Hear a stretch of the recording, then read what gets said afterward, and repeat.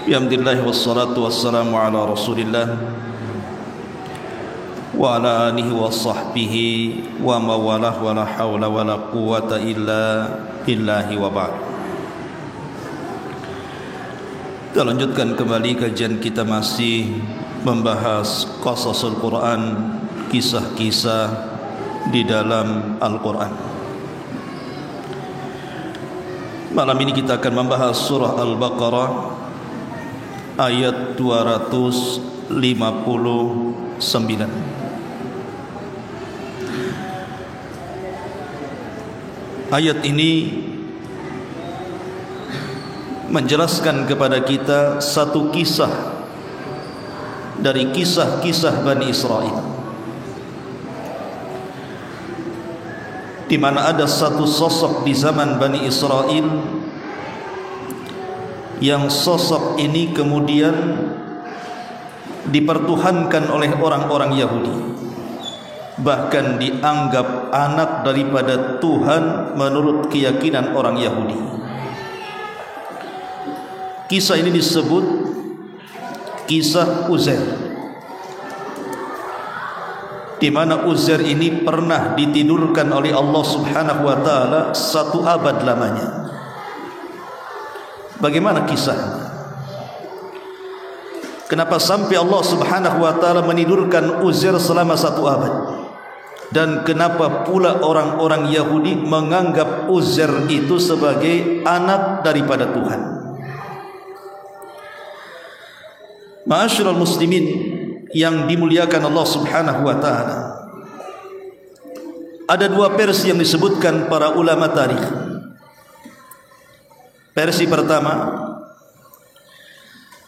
bahwa surah Al-Baqarah ini maksudnya ayat 259 ada kaitan dengan surah Al-Baqarah ayat 243, di mana dahulu di Baitul Maqdis itu ada seorang tokoh namanya Uzair. Dia punya kebun tidak jauh dari Baitul Maqdis. Sepanjang hari Uzair itu tidak pernah keluar dari kebunnya, karena dia menghindari majlis-majlis yang di dalamnya penuh dengan kemaksiatan kepada Allah Azza wa Jalla. Jadi dia tidak mau bergabung dengan manusia di majlis-majlis yang ada ghibah, namimah dan yang semacamnya.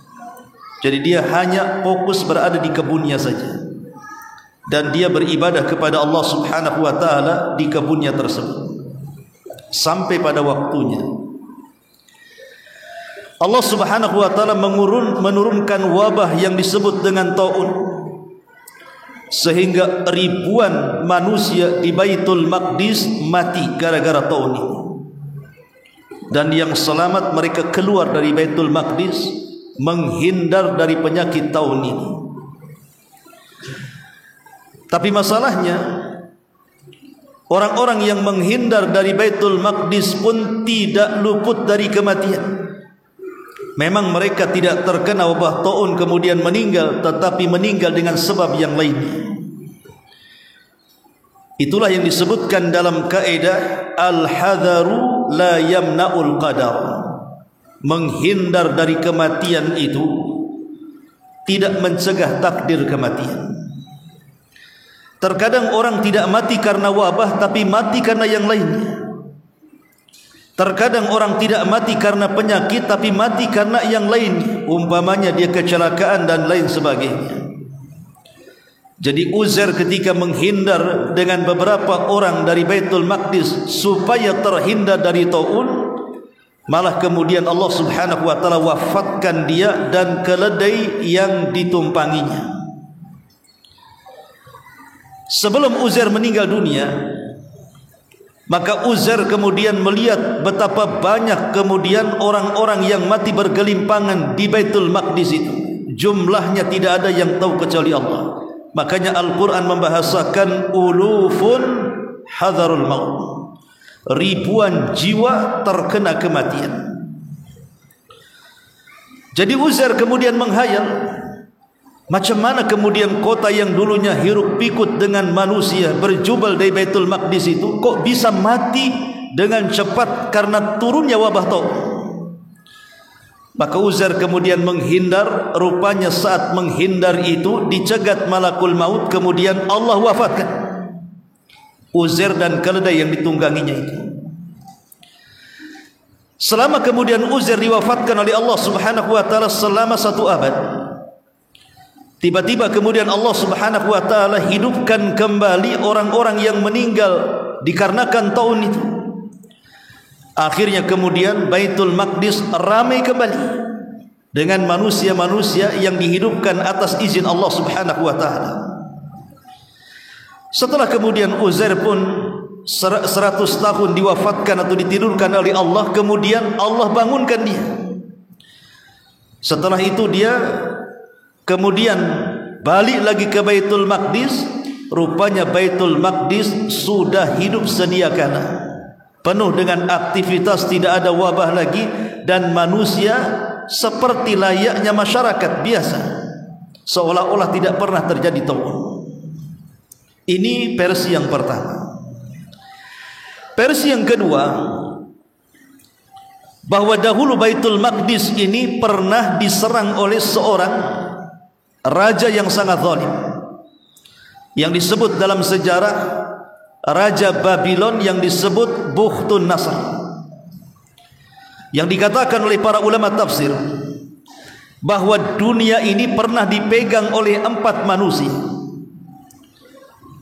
di mana 2 beriman dan 2 kafir. Adapun yang beriman, pertama Nabiullah Sulaiman, dan yang kedua Raja Dzulqarnain. Adapun yang kafir, Namrud di zaman Nabi Ibrahim dan Bukhtun Nasr yang sedang kita ceritakan. Jadi Bukhtun Nasr ini, Raja Babylon yang sangat zalim ini, menyerang Baitul Maqdis dan menghancurkan Baitul Maqdis sampai ke para-paratnya. Semua orang-orang Yahudi yang ada di Baitul Maqdis dibantai oleh pasukan Babylon ini. Kemudian perempuan dan anak-anak dibawa ke Irak dan dijadikan budak oleh orang-orang Babylon. Adapun yang selamat dari orang-orang Yahudi, mereka pun keluar melarikan diri. Lah setelah kemudian Baitul Maqdis kosong, kemudian rumah-rumah pun dirobohkan sampai rata dengan tanah, maka Baitul Maqdis menjadi kota mati, tidak ada manusia satupun yang lalu lalang di situ. Lah salah satu tawanan yang dibawa oleh Raja Babylon Bukhtun Nasr ini adalah Uzair, yang ketika itu usianya masih remaja. Setelah kemudian di usia dia 40 tahun menjadi tawanan Babylon, dia pun dibebaskan. Kemudian setelah dibebaskan, Allah Subhanahu wa taala anugerahkan kepada Uzair kenabian. Karena ada juga yang mengatakan Uzair itu seorang nabi, walaupun pendapat yang kuat wallahu alam, Uzair itu rajulun saleh, dia hanya orang saleh. Begitu menurut pendapat sebagian para ulama. Pulanglah Uzair dari Babylon Irak menuju Baitul Maqdis.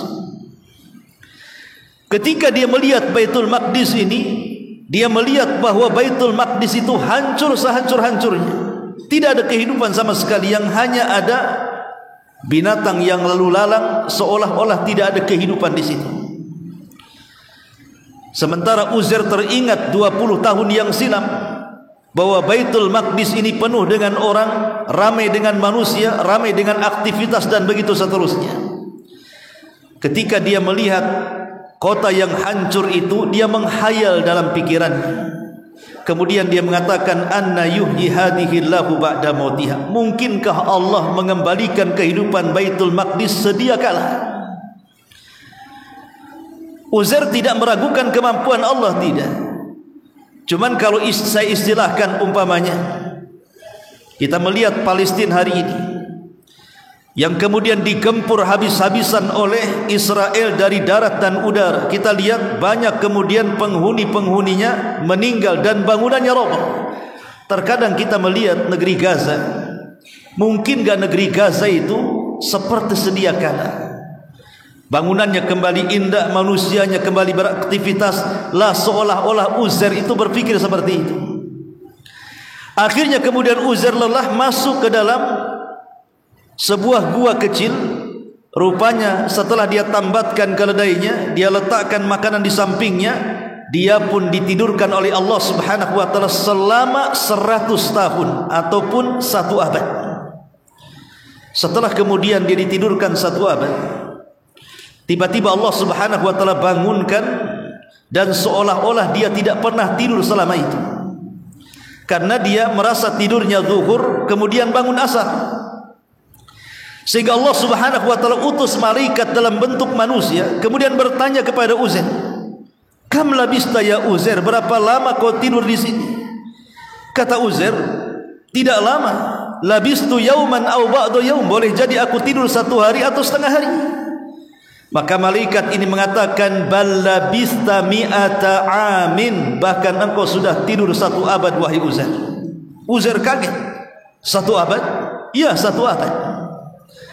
Akhirnya Uzair pun melihat makanannya tidak ada yang berubah, minumannya tidak ada yang berubah. Harusnya yang namanya tidur 1 abad tentu akan merusak makanannya, akan merusak minumannya, tapi makanan dan minumannya tidak rusak sama sekali. Cuman ketika melihat keledainya baru dia sadar, karena hanya tinggal tulang belulangnya saja. Mana pula keledai diikat 100 tahun, apa enggak mati itu? Siapa yang kasih makan? Akhirnya tinggal tulang belulangnya itu, baru dia sadar kalau dia tidur selama itu. Di sini Allah Subhanahu wa taala ingin buktikan kekuasaannya. Kalau dia mampu menghidupkan kembali kota yang mati, sebagaimana dia pun mampu menghidupkan keledai yang mati. Maka kemudian Allah perlihatkan bagaimana di hadapan Uzair keledai yang mati itu dirangkai kembali. Tiba-tiba tulangnya terangkai, entah dari mana dagingnya kemudian datang, kemudian melekat di tulangnya, kemudian bulu-bulunya tumbuh sampai ditiupkan roh. Tiba-tiba keledai berteriak seolah-olah kiamat akan bangkit. Dari situ sadar bahwa Allah itu atas segala sesuatu maha mampu. Maka Uzair pun kemudian menunggangi keledainya, kemudian menuju Baitul Maqdis. Teramat sangat kaget, rupanya kota yang dulunya mati menjadi kota yang hidup kembali, penuh dengan manusia, bangunan-bangunannya kembali lagi, aktivitasnya normal, dan begitu seterusnya. Sampai akhirnya Uzair pun ingin pulang ke desanya. Dia pulang ke desanya karena sudah lama ditinggalkan semenjak jadi tawanan perang oleh Bukhtun Nasr dan dijadikan budak di Babylon ini. Ketika dia pulang ke kampungnya, yang namanya Uzair sudah ditidurkan 100 tahun, dan 100 tahun tidak terhitung bagi Allah Subhanahu wa taala. Artinya kondisi Uzair itu tetap seperti usia 40 tahun. Masih ganteng, masih muda, dan yang 100 tahun tidur itu tidak pengaruh kepada fisiknya. Jadi dia pulang. Lah dulu Uzair itu punya jariyah, budak wanita usianya 10 tahun. Secara hitungan berarti sekarang usia budak itu sudah 110 tahun kan begitu. Lebih tua dibandingkan Uzair. Ketika kemudian datang ke rumahnya, rupanya ada nenek yang buta. Kemudian ditanya, "Siapa kamu?" Kata nenek ini, "Saya Fulanah bintu Fulanah." Maka Uzair mengatakan, "Saya adalah Uzair." Nenek ini enggak percaya dan mengatakan, "Kalau engkau Uzair, Uzair itu rajulun mujabu da'wah. Dia orang yang kalau berdoa kepada Allah Subhanahu wa taala mustajab doanya. Kalau engkau Uzair, berdoalah kepada Allah, usap kedua mataku agar Allah sembuhkan keduanya." Maka Uzair pun kemudian mengusap kedua mata jariyah ini. Tiba-tiba melihat, kaget kalau di hadapannya adalah Uzair, karena masih muda masalahnya, sementara dia sudah jadi nenek-nenek tua masalahnya. Akhirnya kemudian sang nenek membawa Uzair ke majelis yang sedang ramai manusia berkumpul di situ, dan dia berteriak, "Sesungguhnya Uzair telah datang kepada kalian." Manusia tidak yakin. Lah di antara orang-orang yang ada di situ itu ada salah satu putra Uzair yang juga sudah tua juga kan begitu, sementara bapaknya masih muda. Maka sang anak mengatakan, "Ayahku Uzair itu punya tanda di antara 2 bahunya. Kalau memang dia Uzair, maka itu adalah ayahku." Akhirnya sang Uzair pun membuka kedua bahunya. Disitulah ada tanda yang menunjukkan memang dia adalah Uzair. Setelah kemudian manusia melihat dia adalah Uzair, semua manusia kaget. Akhirnya kemudian mereka menceritakan tentang papan Taurat yang hilang saat Bukhtun Nasr menyerang Baitul Maqdis. Maka Uzair berdoa kepada Allah Subhanahu wa taala agar Taurat itu ditemukan, tapi tidak ditemukan. Dan Uzair meminta kepada Allah agar Taurat itu diberikan oleh Allah kembali dan disimpan dalam dadanya. Maka Allah Subhanahu wa taala kabulkan permintaan Uzair. Maka isi Taurat kemudian oleh Allah diletakkan di dada Uzair. Subhanallah. Maka Uzair mampu kemudian mengajar Taurat lewat hafalannya, sementara Nabi Musa yang diturunkan Taurat tidak hafal Taurat. Dia kalau mengajar Taurat menggunakan papan, tapi Uzair ini dia mampu menghafal Taurat di luar kepala. Disitulah orang-orang Yahudi akhirnya menganggap bahwa Uzair itu anak Tuhan. Dari situlah Allah mengatakan, wa qalatil yahudu Uzair ibnullah wa qalatin nasara al-masih ibnullah dzalika qauluhum bi afwahihim yudahiuna qaulal ladzina kafaru qatalahumullahu anna yufakun. Orang-orang Yahudi mengatakan Uzair anak Allah, orang Nasrani mengatakan Isa anak Allah. Ucapan mereka persis seperti ucapan orang-orang musyrik yang mengatakan malaikat adalah anak-anak putri Allah. Ma'asyiral muslimin yang dimuliakan Allah Subhanahu wa taala. Lah kisah Uzair ini dimulai di dalam surah Al-Baqarah ayat 100 atau ayat 259. Kita baca ayatnya. Allah katakan au kalladzi marra ala qaryah. Atau apakah kamu tidak memperhatikan orang yang melalui satu negeri, wahia khawiyatun, di mana negeri itu sudah roboh, ala urushiha, sampai menutup atap-atapnya. Bagaimana tidak setelah kehancuran Baitul Maqdis, Uzair sempat ditahan selama 20 tahun. Yang namanya rumah tanpa penghuni otomatis akan roboh, menjadi rumah mati, rumah tua, kan begitu. Kemudian Uzair pun memandang Baitul Maqdis yang seluruh penghuninya sudah tidak ada dan bangunannya pada roboh. Qala anna yuhyi hadhihi Allahu ba'da mautiha. Uzair mengatakan, bagaimana Allah menghidupkan kembali negeri ini setelah hancurnya?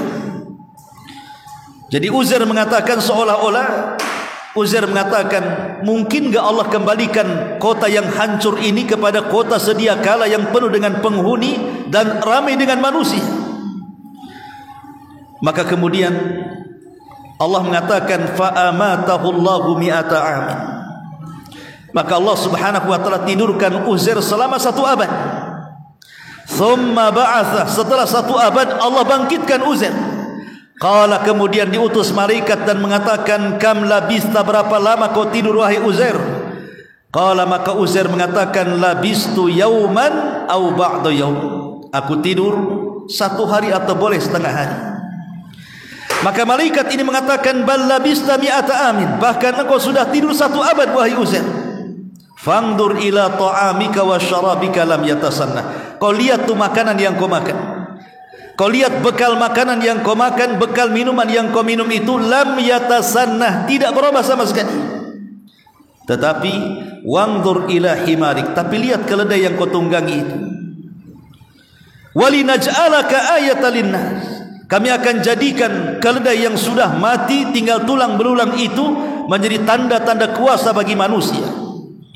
Kemudian Allah mengatakan wangdur ilal idhami, lihat tulang-tulang keledaimu itu. Kaifa nunsizuha thumma naqsuha lahma, bagaimana kami akan rangkai kembali dan kami akan kembalikan daging-daging dan kulit-kulitnya kembali, dan ruhnya juga kami akan kembalikan.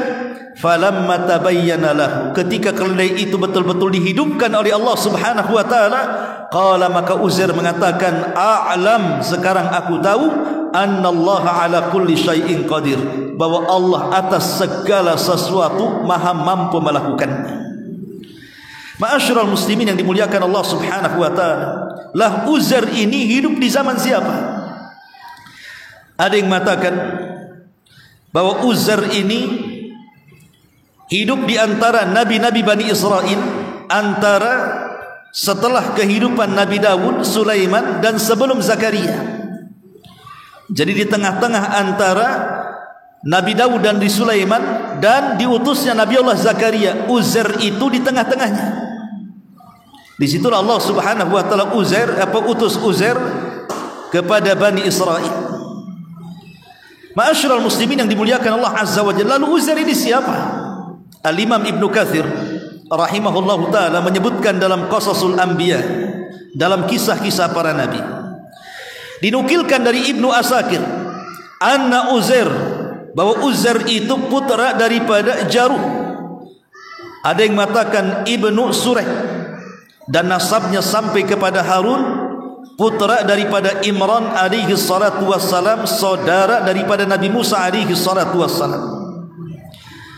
Kemudian kata Ibnu Asakir, kana mimman sabahu Bukhtun Nasr, dia adalah orang yang menjadi tawanan Bukhtun Nasr, wa huwa gulamun hadathun, waktu itu dia masih remaja. Falamma balagha 40 sanatan, ketika usianya 40 tahun, a'tahullahul hikmah, Allah berikan hikmah. Ada yang mengatakan hikmah di sini kenabian, ada yang mengatakan kecerdasan. Walam yakun ahadun ahfad minhu wala a'lam bitaurat, dan dia tidak ada orang yang lebih hafal dengan Taurat dibandingkan dia, dan tidak ada orang yang lebih alim tentang Taurat dibandingkan dia. Dari situlah kata Imam Ibnu Katsir, alasan orang-orang Yahudi mengatakan Uzair itu anak Allah. Dan tentu bagi kita heran, dalam Islam itu banyak orang yang hafal Quran, anak-anak kecil banyak yang hafal Quran, tapi tidak dikatakan anak Allah. Sementara Uzair ini alasannya gara-gara hafal Taurat dikatakan anak Allah. Kan tidak masuk di akal. Ma'asyiral muslimin, dan itu mujrim. Itu sebuah kriminal kepada Allah Subhanahu wa taala menasabkan Uzair itu anak Allah, sementara Allah mengatakan qul huwallahu ahad Allahus samad lam yalid wa lam yulad. Allah itu tidak melahirkan dan tidak dilahirkan. Allah tunggal, semua makhluk bergantung pada Allah Subhanahu wa taala. Ma'asyiral muslimin yang dimuliakan Allah Azza wa Jalla, setelah kemudian Uzair kembali ke tengah-tengah Bani Israel dan mengajarkan Taurat kepada mereka, akhirnya Allah Subhanahu wa taala wafatkan Uzair, kata Imam Ibnu Katsir, maka dia dikuburkan di Damaskus. Jadi kuburan Uzair itu ada di Damaskus menurut Al-Imam Ibnu Katsir rahimahullahu taala. Inilah kisah seorang nabi yang dituhankan oleh orang-orang Yahudi dan ditidurkan selama 1 abad, Uzair alaihi salatu wassalam. Subhanallah bihamdika asyhadu an la ilaha illa anta astaghfiruka wa atubu ilaik. Allahu taala alam. Assalamualaikum warahmatullahi wabarakatuh.